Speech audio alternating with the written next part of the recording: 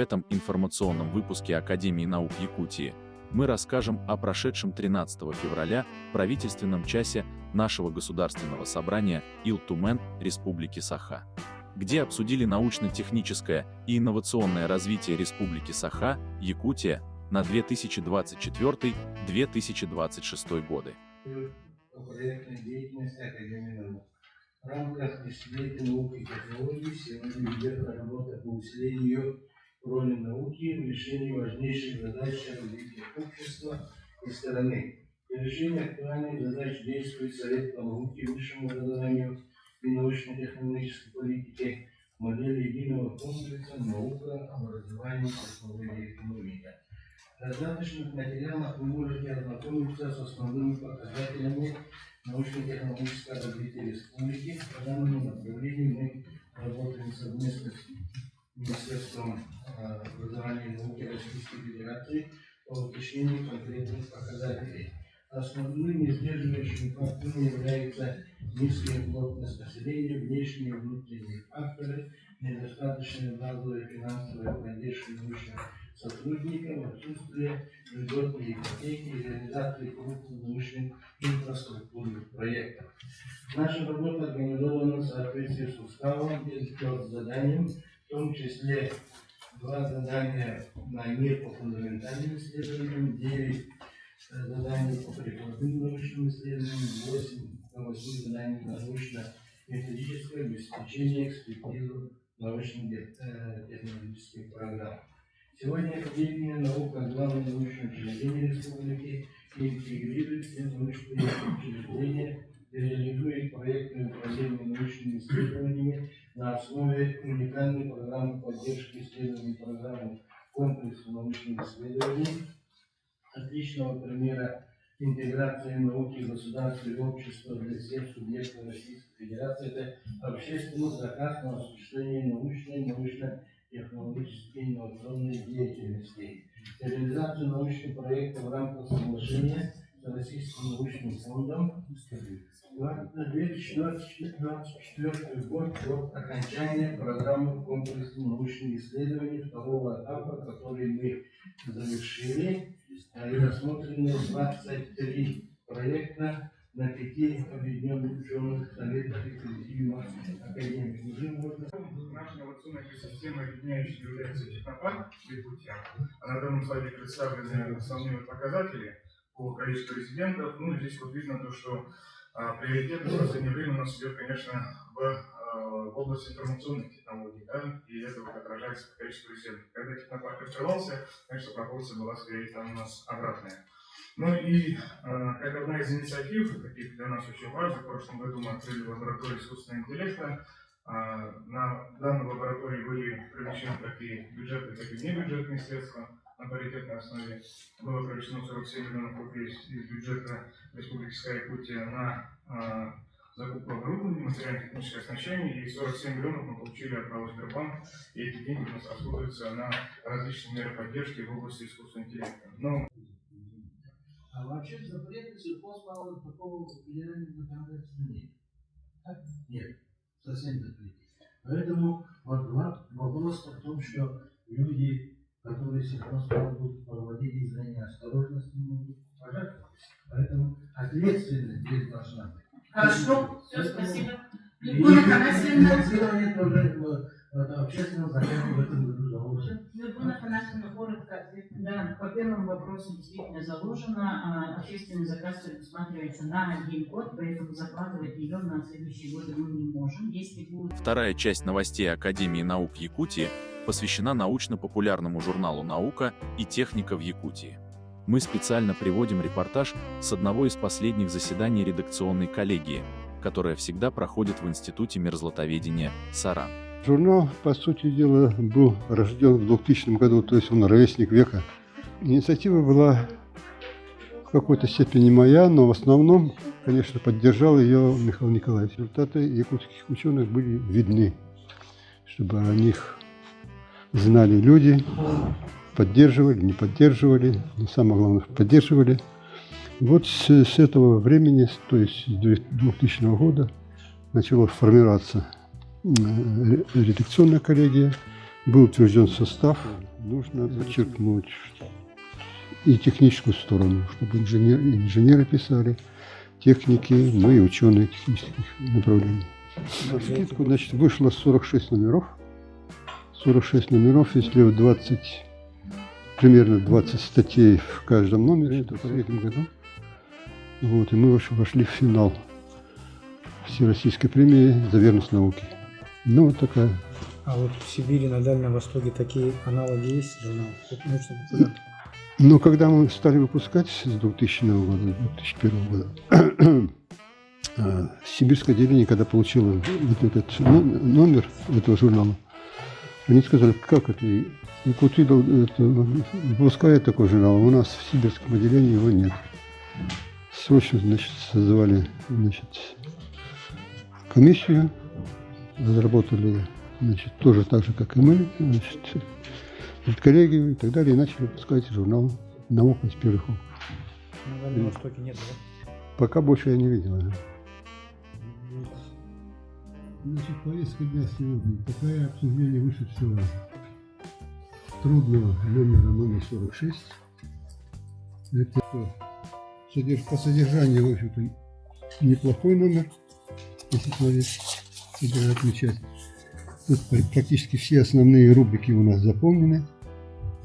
Всего 23 статьи в этом номере. Причем, если смотреть по научным организациям и учебным организациям, которые представили своих авторов в этом номере, первое место, как всегда, идет Институт природоведения. Будет проставлять баллы, оценивать статьи, которые были опубликованы в 2024 году. Во-вторых, как художественный рассказ, как книгу повести. Может быть, это новый стандарт в нашем журнале будет? Потому что научные статьи так не пишут. Посмотрим. Я не встречал, скажу сразу. Не встречал такого. Обычно научную пишут или там мы, или, ну, в крайнем случае мы. Да, либо вообще безлично, поскольку не привлекается личное чувство, ощущение. То есть не субъективные вещи в научной статье не пишут, только объективным стараются. А здесь он, естественно, пишет субъективно, поскольку свои ощущения описывает. И очень личные переживания. И она вся как бы пронизана вот литературным талантом, видимо. Ну, поэтому я говорю, как отличие. В остальных, да, тут графика есть, которая не соответствует. Я, когда рецензировал вот статью Бориса Моисеевича, я обратил его внимание на то, что надо поменять рисунки все. Номер содержательный, интересный и привлекательный. Ирина Афанасьевна нам регулярно высылает журналы. Журнал сам по себе очень интересный, всегда много нового можно узнать. И, как говорится, познакомиться со своими коллегами из других институтов. Очень жаль, что нет статей из нашего института. В последнее время, по-моему, в последних номерах не было Поэтому авторов. вас и пригласили. Авторов. Удачным номером. Я сильно не вникал, был очень занят в последнее время, поэтому избранные статьи, которые меня привлекали по названию, я познакомился. Это такие авторы, как Владимир Романович Алексеев.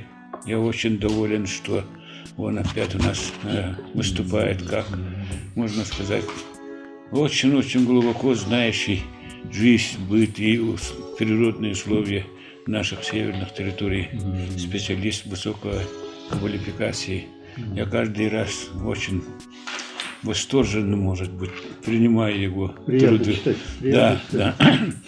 Потом вот это Тумской тоже, я постольку биолог, почвовед, который изучает, можно сказать, это поверхностное покрывающее мерзлоту диакосное тело. Всегда интересуюсь строением, поведением, состоянием вот это нижних мерзлых грунтов. наши мысли перекликаются. И начну, наверное, с того, на чем он закончил, совершенно поддерживаю, потому что два этих направления, что торговые и экономические связи, Роман Васильевич, даже не будучи историком, совершенно прав в том, что это способствовало становлению местных бизнес-кругов, потому что все значительные состояния начала XX века где-то как-то связаны именно с этими подрядами, особенно в тех улусах, которые находились на территории прилегающих и имеющих доступ. Допустим, те же знаменитые торговые фамилии заречной зоны где-то как-то связаны были с успешными подрядами, как и классическое это вот направление охотское. Помните, наверное, вот этот вот проект по строительству телеграфа, Якутско-Охотский и так далее. Вокруг этого тоже крутились определенные деньги. Это чуть попозже это было вообще такой дорогой, на котором всегда был бизнес, всегда были предприниматели. И вы совершенно точно подметили, мне очень понравилось, что это способствовало появлению и поддерживала предприимчивость местного населения. Здесь, в общем-то, на этом люди имели собственный, как говорится, профит. Это было. Нет, ну это понятно. И что вот странно, вот именно это даже отражено в художественной литературе, что у Гончарова, что у Николая Егоровича Мординова Аммат-Чигая, помните, вот это же отражение, художественное отражение участия именно якутского населения в этих промышленных контактах, когда люди возвращаются весной с этих подрядных работ. И не все возвращаются. Гончарова, Аянский трактат. Да, и не все. Нет, я имею в виду весеннюю пору. Да. И не каждому, конечно, удавалось, я понимаю, вернуться с деньгами. Вы сами понимаете, это всегда был рискованный В кабаках бизнес. оставляли? Нет, не обязательно. Там много было, очень много было рисков. И вы помните, всегда была в любое время определенная группа людей, которые именно еще и проживала на грабежах. Мы же знаем по истории, архивные данные есть, когда люди специально подгадывали засады, когда заканчивались эти подряды и возвращались люди с деньгами. Так что вот эта вот история, когда человек возвращается, спасибо, что живой, это тоже вот факт этой той же истории. Ну, а кому больше повезло, кто был более удачлив, предприимчив и, возможно, обладал определенными личными качествами, тому удавалось и даже где-то как-то приподняться на этих работах. Это постоянное популяризаторское обращение к истории, к прошлому нашей Якутии и тому, наверное, фактору, который всех нас объединяет, это наш региональный холод. Мы никогда не уходим от этой темы. И мне в этой связи, я не буду повторять, потому что Роман Васильевич так хорошо сказал про статью двух Алексеевых, в том числе и Василия Романовича. Статья совершенно роскошная. Я думаю, наши гуманитарии ее будут читать, наверное, с лупой. Потому что вы помните, у Александра Альбертовича Сулейманова я участвовала в двух больших проектах по холоду, по его гуманитарному чтению.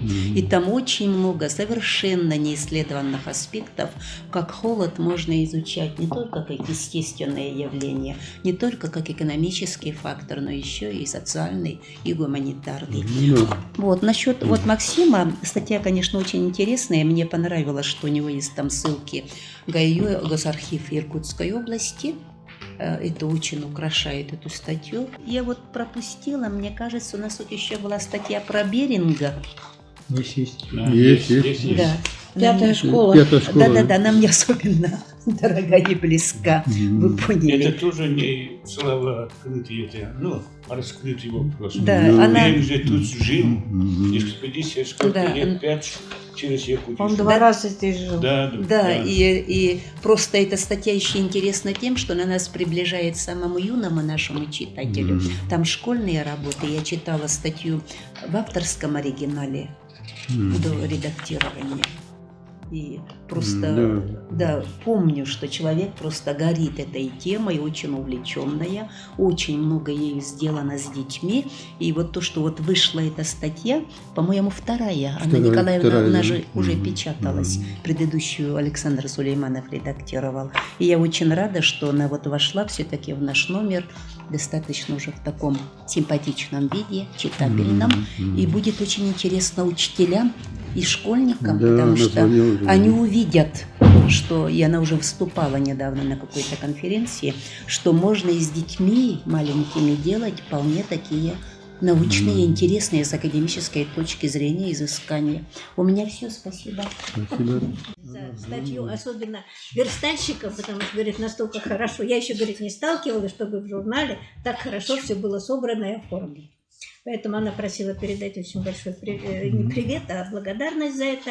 И, так сказать, большую благодарность от семьи Филипповых, потому что у них уже этот журнал, ну, журнал в электронном виде пока, конечно, но тоже есть. Ну, маленькая капля дегтя есть. Вот мы тут заметили много рисунков, графиков, вернее, в которых плывет текст. И практически они не читаются. Вот в этом номере почему-то... Ну, статья Кершенгольца, например. И не успели мы отправить с Еленой Владимировной журнал. И это было примерно 1-2 дня между этими. У нее уже лежала статья распечатанная, вот Язева по углеводородам.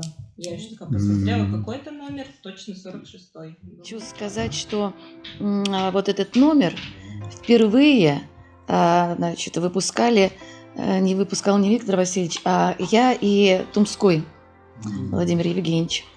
Виктор Васильевич просто вот поставил нас перед фактом. Я завтра иду, значит, в кардиологический центр, поэтому выпускать будете вы. Вот как хотите. Все. Ну, мы собрались, там держали такое, значит, совещание.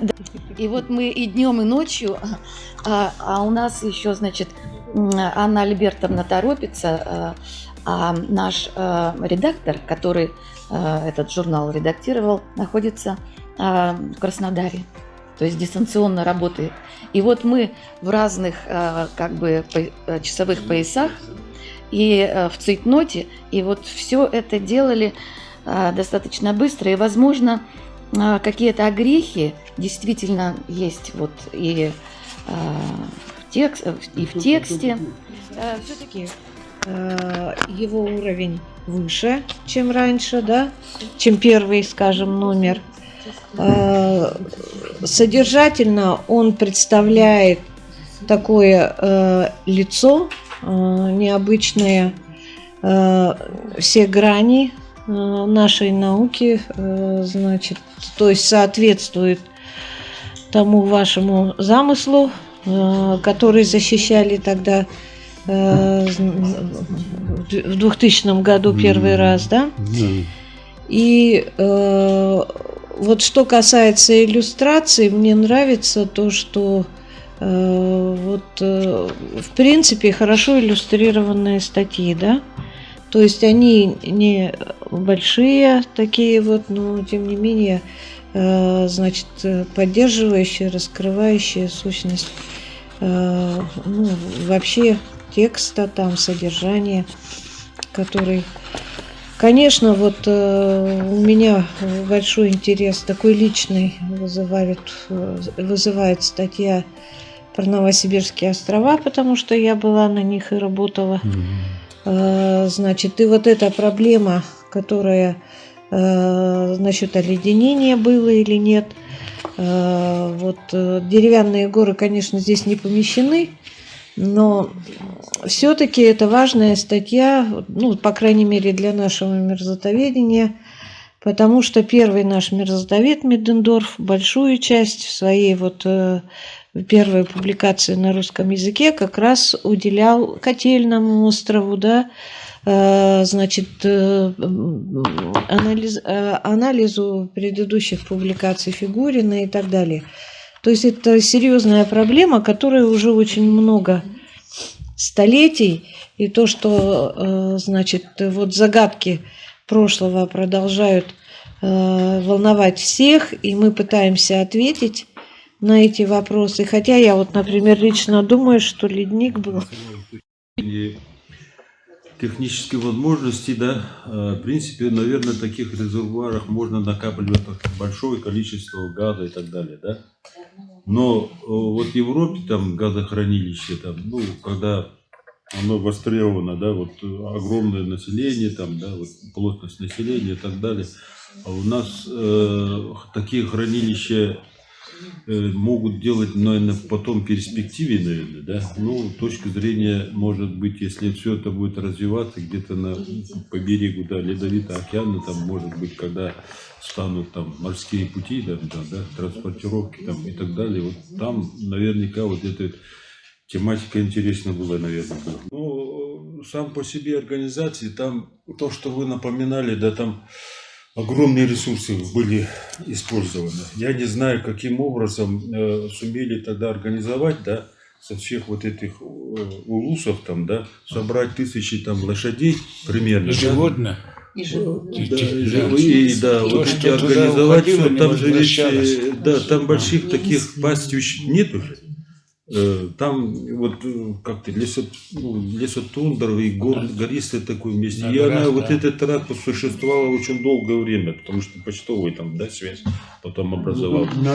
И вообще вот эта механика, какая она вообще, это требует довольно-таки, наверное, широкого исследования. Это, да, это вот я все время мечтаю школьниками быть там, хотя бы подняться до Нелькана, да? Вот там тоже, там другая история, революционное время, да, ну, гражданская война и так далее, вот это Пепеляевщина, там, ну, много чего интересного там, в принципе. Да? В письме пишет Пармон: от всего сибирского отделения РАН искренне поздравляю ваш журнал «Науку и технику в Якутии», его редакционную коллегию, высокопрофессиональную редакцию, маститых и начинающих авторов, многочисленную благодарную аудиторию. К сожалению, я не имею возможности лично участвовать в юбилейных торжествах, но высоко оцениваю значимость этого события. Популяризация науки – один из важнейших коммуникационных трендов начала 21 века.